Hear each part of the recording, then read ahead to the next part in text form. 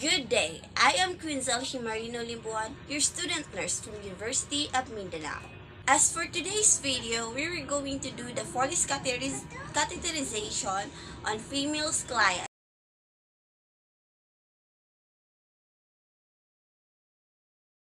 The following steps are: review client's health record, check client's chart for physician's order.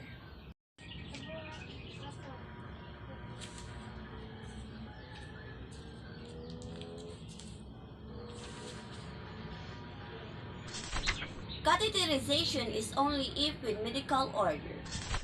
Identify the client and establish report. Hi ma'am, good day. May I know your name? Okay, Mrs. Trinidad. I'm Queen Zalimbuan, your student nurse for today. Ensures the right client and elicit cooperation. Assist the need of the clients for catheterization. Ma'am, is there anything you're concerned before we start our procedures? Okay, none so far, thank you. Provide a good light. Good light is necessary to locate the meatus clearly. Gather the needed equipment.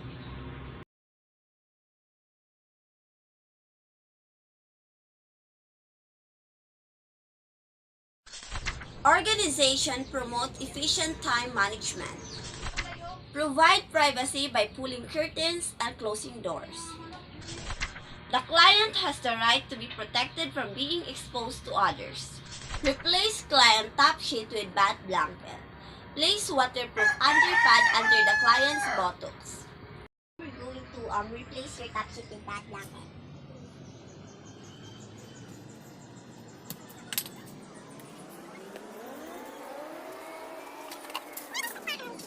Waterproof underpad. Can you turn the other side? Okay.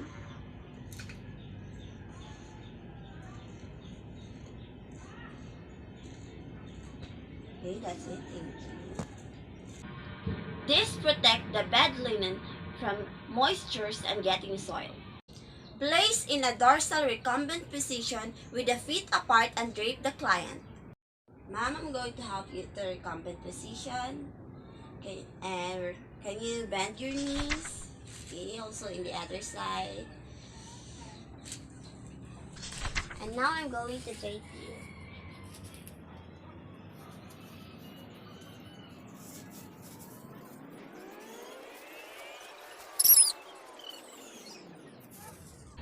Good visualization of the meatus is important.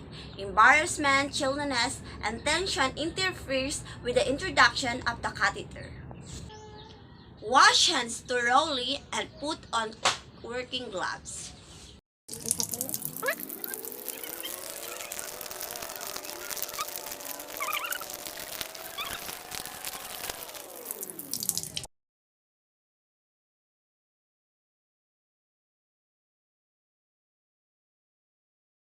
Hand washing prevents the spread of microorganisms. Do perineal care flushing procedure, remove and discard used working gloves. Cleansing the perineal area prevent the introduction of bacteria and prevent the spread of microorganisms. Prepare urine receptacle and tubing if indwelling catheter is to be inserted. The tubing facilitates in connecting the catheter to the drainage system. Open the catheterization pack and bring it near to the perineal area. Observe aseptic technique. Okay, let's assume that this is our catheterization pack. So we already bring it to the client's bedside and we're going to open it. First is away from us, to the side, and to the other side.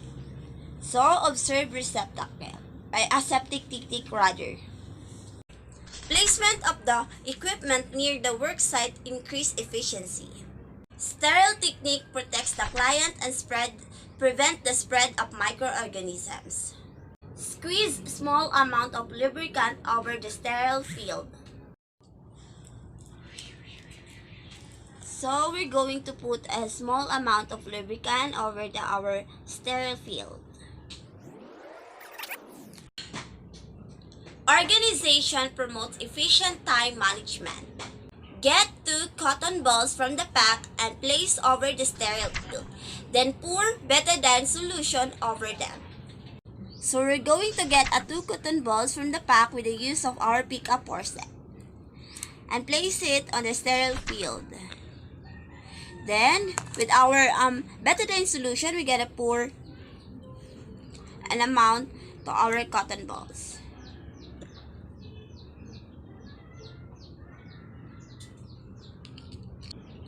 Organization promote efficient time management. Put on sterile gloves.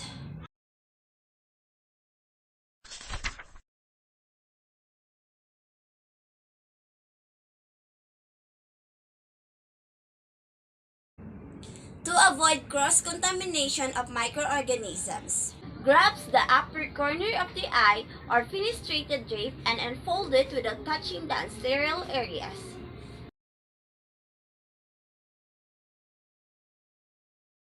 A drape provides a sterile field where the equipment and hands will be placed.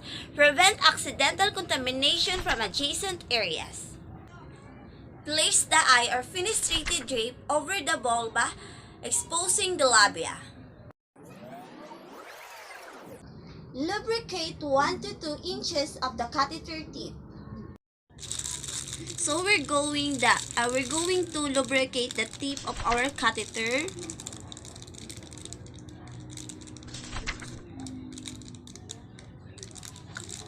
From 1 to 2 inches of the tip of our catheter. Lubrication facilitates of the insertion of the catheter and reduces trauma of the tissues. With your thumb and your forefinger of your non-dominant hand, we're going to spread the labia to expose the urinary meatus. With the dominant hand, disinfect the meatus twice using the cotton balls with betadine. With the use of your working forceps, we're going to get a cotton balls with betadine solution to disinfect the meatus. So meatus down, discard, then get a new one. Meatus. So discard. Cleans the area and minimizes the risk of urinary tract infections by removing surface pathogens. Insert the tip of the catheter into the dimple-like structure below the clitoris, which is the meatus, about 2 to 3 or until the urine flow. Do not force the catheter to the urethra. Ask the client to deep breath and rotate the catheter gently if slight resistance is met. So I'm going to insert now the catheter. Can take a deep breath. Okay, that's it. 2 to 3 inches until the urine flow. And hold. Okay. The sphincter relaxes and the catheter can enter the bladder easily when the client relaxes. Hold the catheter securely with your non-dominant hands while the bladder empties. Collect a specimen if required. Continue a drainage according to hospital's policy. So with your non-dominant hands, hold the catheter securely. Like this. Remove the catheter smoothly and slowly if straight catheter is used. The catheter is only needed to drain urine present in the bladder and is not intended for continuous use. If a Foley catheter is used, introduce a 5 cc or follow manufacturer's instruction or distilled water to secure the catheter.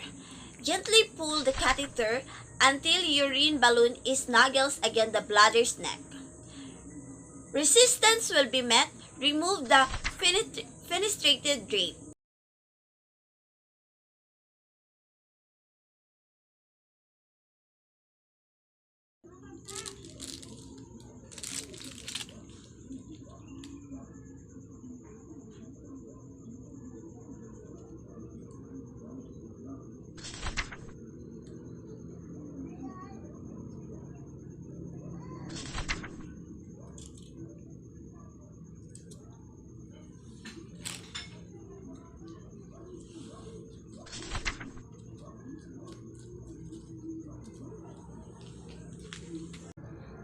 a balloon to ensure catheter retention, maximizes continuous bladder drainage, proper attachment, prevent trauma to the urethra and meatus from tension on the tubing.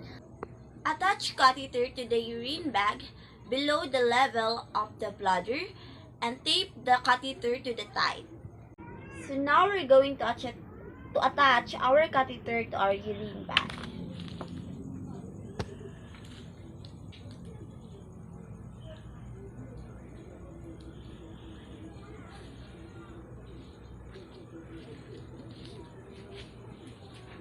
Wait, stop.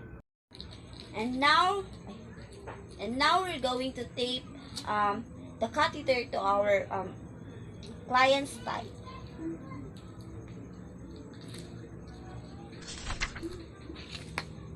And the drainage bag on the client's bedside. That's it. To avoid reflux of urine to prevent infections or UTI. Place client in a comfortable position. Do aftercare of other equipment used. Remove gloves and do hand washing. Label the urine specimen and send it to the laboratory promptly. Okay, now ma'am, I'm going to get the drape that we use.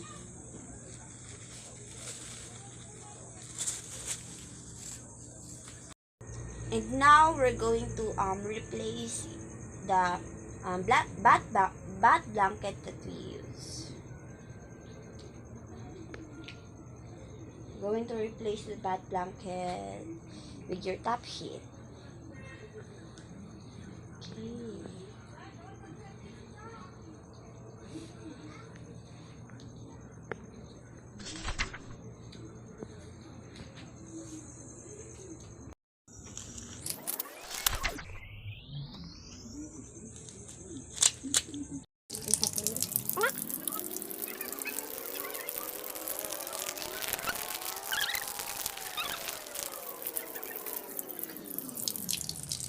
Hand washing prevents the spread of microorganisms. Urine kept at room temperature may cause organism is present to growth and distort laboratory findings. Document the following: date and time procedure started and ended, client's reaction, response to the procedures, record client's output if required.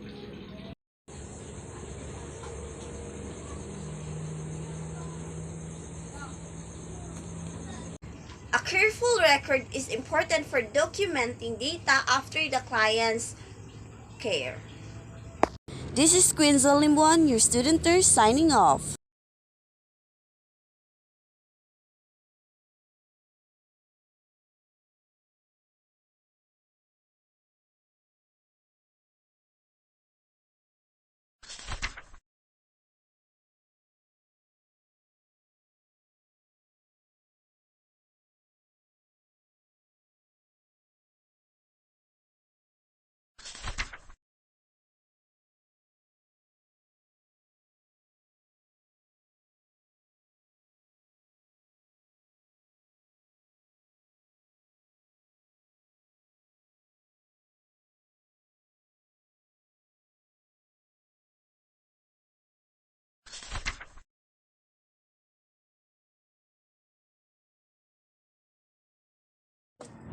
This is Queen Zalimbuan, your student nurse, signing off.